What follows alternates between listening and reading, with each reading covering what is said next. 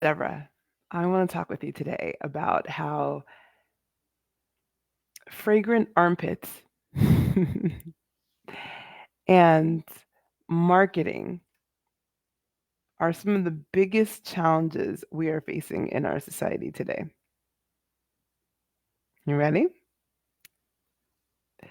So, what do fragrant armpits and marketing have to do with leadership development? I'm Deborah A. I'm a holistic leadership mentor.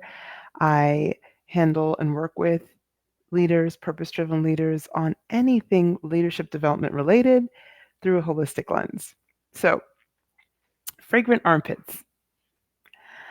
I remember when I was much, much younger, a friend of mine who's also, I'm Nigerian, she was also Nigerian, but she lived there a lot longer than I have. I've pretty much just gone on extended vacations there. She lived there for most of her life until she came to the US.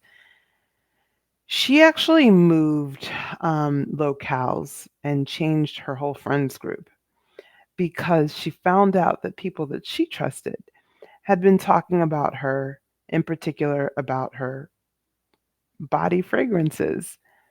Now, I will say one thing: in Nigeria, in India, in many places where people live that are not in Western uh, society, many people take it as a very acceptable and normal and perfectly fine thing to allow their natural body odors, body smells to proliferate. So people can be very clean but may not use cologne or perfume, and that's perfectly fine. In the United States, there is this perception that someone is not clean if they're not smelling like Chanel number 5 or whatever the number is, right?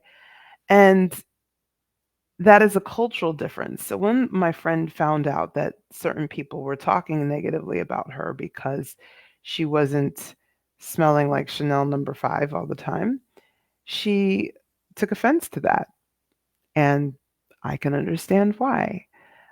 Instead of being direct, which obviously in this particular case is a very sensitive topic, um, they had different choices, but she felt that them talking about her behind her back didn't feel good.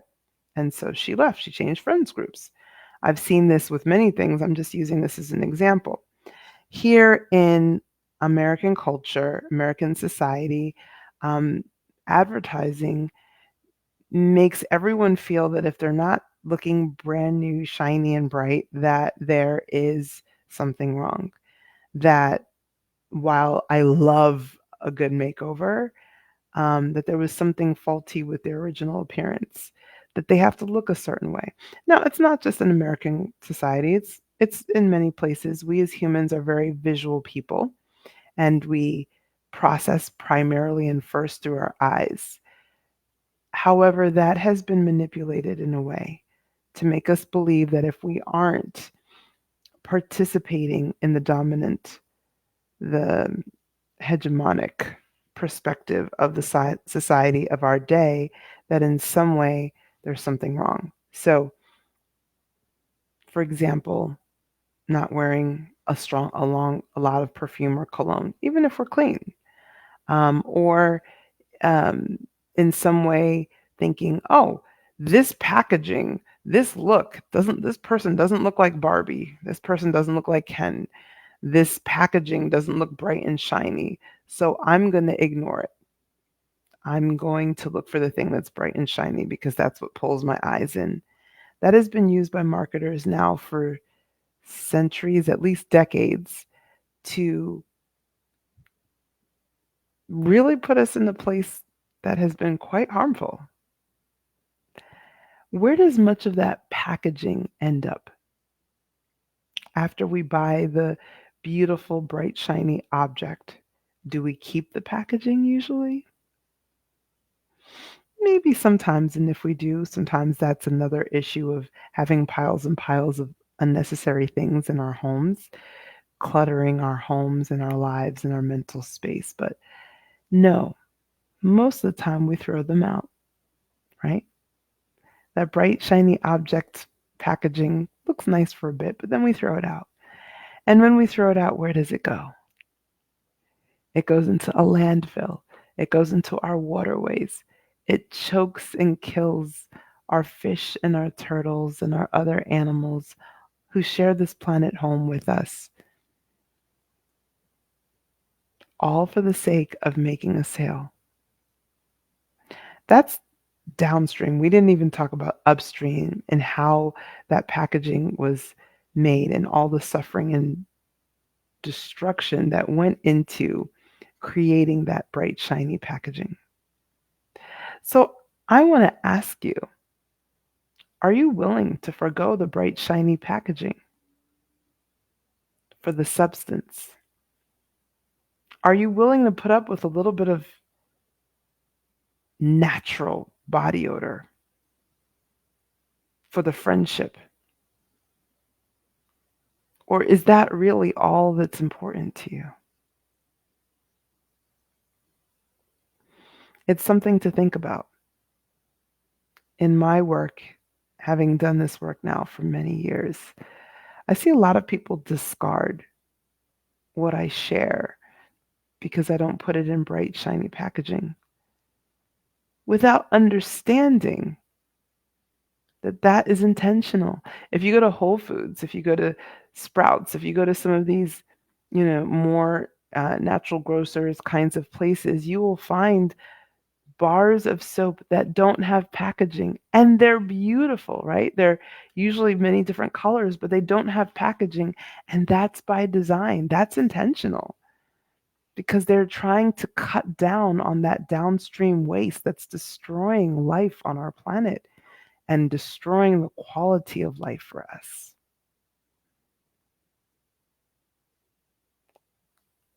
So I'm going to ask you again, are you willing to forego a little bit of packaging to focus on the substance? Because it's not about the packaging. It's about what the packaging is doing. In our need to have everything in an elevator pitch in 5 seconds and beautiful and appealing and compelling, when we don't even know what we truly want, what we truly need, what would truly improve the quality of our lives, how could we? We've been disconnected from those things. It's effort. It takes effort and energy to reconnect with what actually means something. So if we don't allow for something to be presented to us without bright, shiny packaging,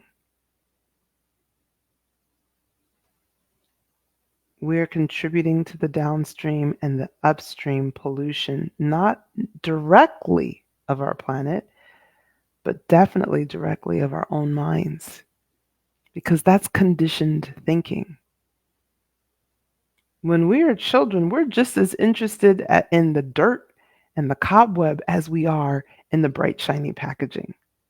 We are conditioned to move towards the bright, shiny packaging and to ignore the ant or the worm or the dust. Because when we're little, they're all interesting. We're interested in all of it. And it's true. We do need to focus our time and attention. And we need to focus our attention because we get distracted with a lot of bright, shiny things that we don't need. And so then it's hard for those things that we do need to really stand out to us because usually they don't come in bright, shiny packaging. So that's my challenge for you today. What are you bypassing that could truly be nourishing and reinvigorating for your soul? Because it's not packaged in bright, shiny packaging.